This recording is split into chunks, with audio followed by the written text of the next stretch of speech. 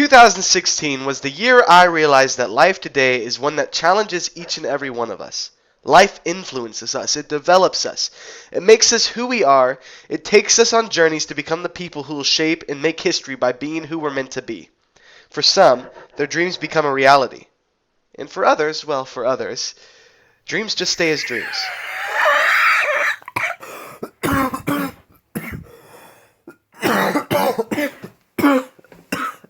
But in every case I say this, don't let your dreams just stay as dreams. If you can live the best life you can at this moment, you can say in the end, at least I chased something that made me happy.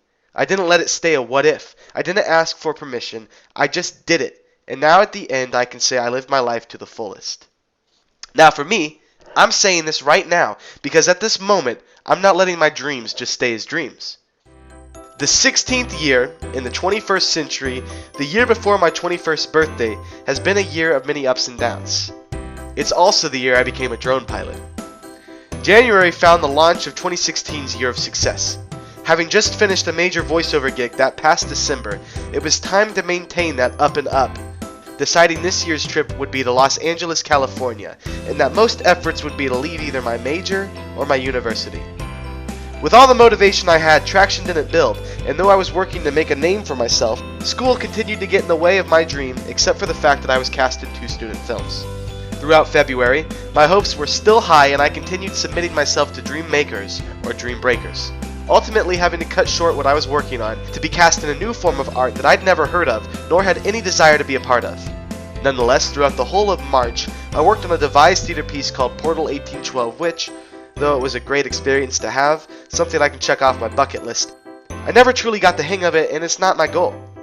See, let me take a teaching moment. You have to experiment. You have to find what works for you. I was trapped by respect for professors and had to tiptoe around the fact that I wasn't interested in what interested them. Learning now that if something doesn't work, scrap it and move on, making yourself better and discovering who you are. You do not need permission to do what you want within reason. Continuing on with the story, I was facing struggles being a student, but with my perseverance, defying the fact that everyone except my family and some close friends, everyone was trying to halt my dreams, blockading my hopes to reach the highest potential I know for a fact I can achieve. With my perseverance, I finally was cast in a national television show, ultimately taking the day off from school, not telling my professors the truth because ultimately it would have been a long battle of name-calling and anger on their side that, really, I didn't need their permission to leave in the first place. Let me take another aside. I'm not saying here to become jerks or people of hatred. Believe me, I'm proud to say I'm one of the nicest guys on the planet. Being nice and helping each other, there is only one race and that is the human race. If you're a jerk, get out. Ain't nobody got no time for that. But we can still operate under the fact that we don't need anyone's permission in the first place to live our lives legally. Chicago Med had my father and I racing to Chicago at 2 a.m. for an all-day shoot at the Bean and racing back just in time to finish a rehearsal for a show that inspired me to work harder on my goals so I would never have to be stuck in a place I didn't want to again, to save myself embarrassment in the future and produce quality work that I love. We also began filming on both films, finishing the pieces in March and April, ready to see the finished product. So April started off great, my episode of Chicago Med airing on television and my hopes skyrocketing. School was coming to an end, meaning I could start working more on my screenplay and novel I wanted to get published. With a song on iTunes that now started to take off, I also decided to begin work on an EP to distribute. When the Going Gets Tough by Nathan Andrew Haston was a success built on people. When Robin Williams committed suicide, I decided to take a stand against it. How can someone so funny be so unhappy? With his life and sadness, it made me realize that a lot of people potentially were sad, and I didn't like that. Thus, on August 12, 2014, I stayed up all night writing the song. I know when the going gets tough, it feels easier to give it all up. You'd rather have it a little less rough, get away from everyone you need this time to clear your mind. 15% of all proceeds from When the Going Gets Tough by Nathan Andrew Haston goes to suicide prevention. I hope to inspire with anything I do, helping humanity heal itself from unhealthy influences and actions. The month was May and I was approved to head to LA. I was making significant headway on my writing projects and I'm now about to publish and sign books in Barnes & Noble. June, I had been cast in a ballet called Cinderella, based off the movie, and I was the character Prince Charming. Probably my favorite show if you ask me. Anytime I had played a character in anything previous except film, my costumes were kind of ridiculous. This time I was royalty. With all of my successes, I also lost 2 people who I was absolutely in love with. They didn't die, they just drifted away. My dreams of my success, I lost sight of what I truly want in this world. Yes, I want my goals to be met, but I also want to share my life with someone who cares for me a massive amount, and whom I can hold in high esteem over anything and everything. Maybe build a family. I'm not sure about that part yet. I'm young. I want to, like I said above, explore the possibilities. July. Time for family, celebration of our nation, my grandmother's birthday, and flying across the nation to Los Angeles, the land where dreams are made or broken. You can watch my vlogs on this channel on this topic, but everything was magical.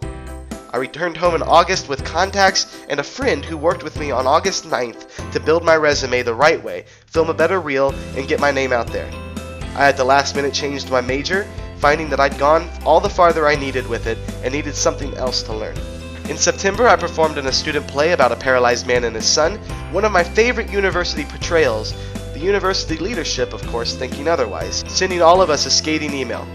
Another group of people who had nothing but venom to splurt out at a group of people who had done a great play with great meaning, just because it went a little longer than desired. October! An agent contacted me! School is hard, maybe I should leave. After all, it's not what I want. I had that going for me, the agent, but also had to balance my education while also training with state police.